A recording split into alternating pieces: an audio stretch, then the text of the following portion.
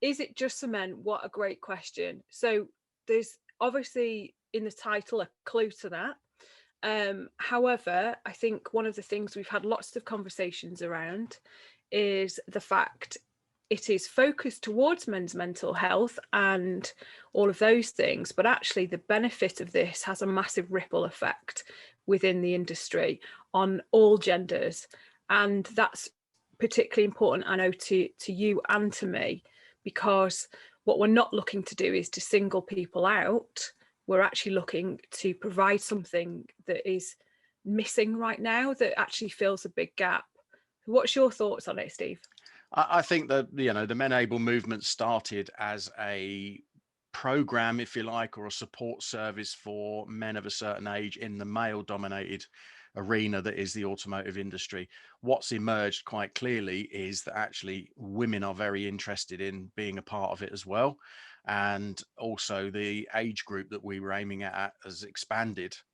Add to that the fact that there's also another movement, which is the Automotive 30% Club, which is aiming at getting more women into leadership positions by 2030.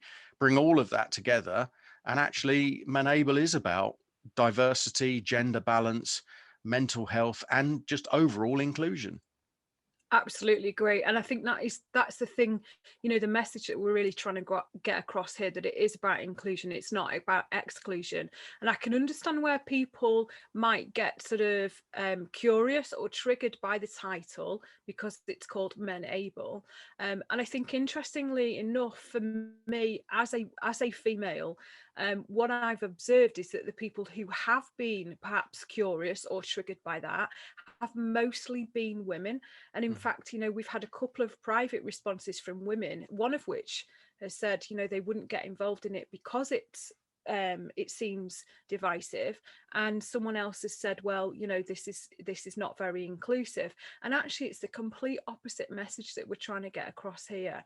And I feel quite strongly about this as a woman, because there are a million and one places for me as a female in business particularly to go and get support from other women. There are billions of organizations and clubs and memberships and networks out there that are predominantly focused at women, and nobody has ever really questioned that as a divisive or exclusive thing, as opposed to being inclusive. So why would it be an issue for us to provide that safe space for men? I think that's severely lacking.